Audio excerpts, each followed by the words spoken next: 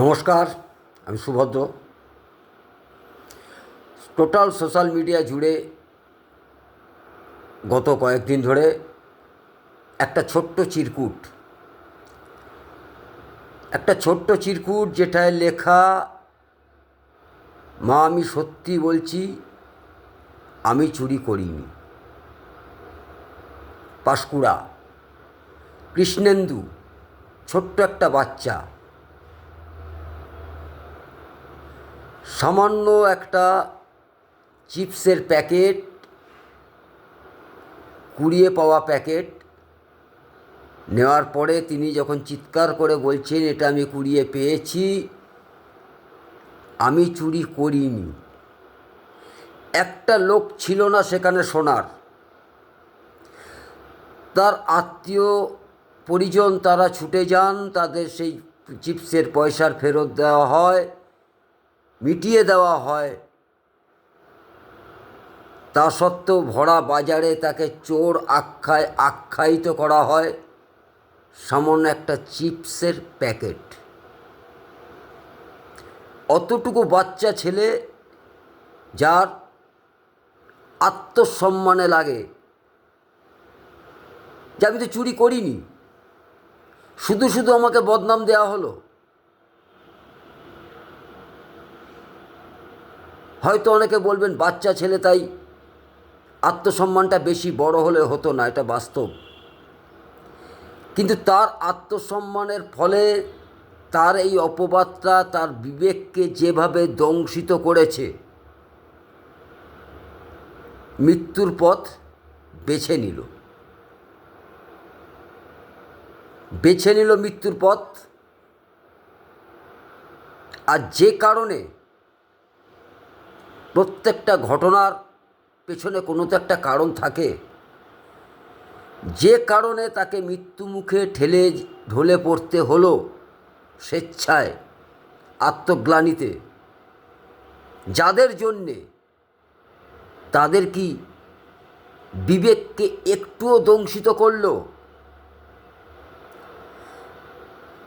তাদের কি একবারের জন্য একটাই ছোট্ট মৃত্যু বলবেন যারা, এই ছোট্ট মৃত্যুটাই বলি, এই মৃত্যুটা কি তাদেরকে কিছু শেখালো, শিখিয়ে গেল?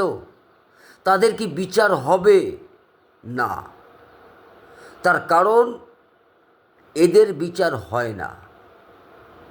এদের বিচার হয় না, কোনোভাবেই হয় না। বিচার চাইবার লোক নেই, এর কোনো রাজনৈতিক পরিচয় নেই, এ তথাকথিত কোনো সেলিব্রিটির ঘরের ছেলে নয়। একটা সাধারণ পরিবারের ছেলে চলে গেলেন, শিখিয়ে গেলেন যাদেরকে।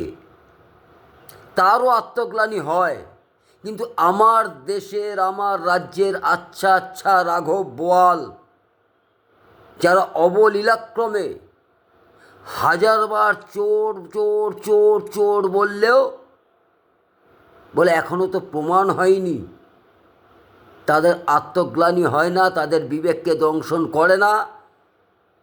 প্রকৃতপক্ষে তারাই চোর। তারা এখনও প্রমাণের লোভে রয়েছে, আমি চুরি করেছি, আমাকে প্রমাণ করান যে আমি চোর। আমার দেশের আইন ব্যবস্থা এতটাই অকেজোই বলাই ভালো যে একজনকে দোষী সাব্যস্ত করা যায় না। এদের মৃত্যু হবে না, এদের পানিশমেন্ট হয় না। আজকে যে বাচ্চা ছেলেটা যেটুকু শিখিয়ে গেল, আমরা তার থেকে কতটুকু শিখতে পেলাম? গোটা একটা সমাজকে সেই অর্থে নাড়িয়ে দিয়ে গেল। আদৌ নাড়া পড়ল কি?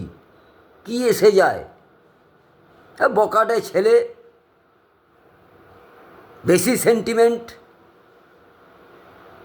তাই মারা গেছে। এখনও বলার মতন লোক আজও এই সমাজে বর্তমান তারা আছেন, তারা থাকবেন, তারা বলবেনও। কিন্তু এই বাচ্চাটা থেকে আমরা যদি শিখতে পারি, শিখতে পারতাম, হয়তো সমাজের পরিবর্তনটা একটু অন্যরকমভাবে হতো।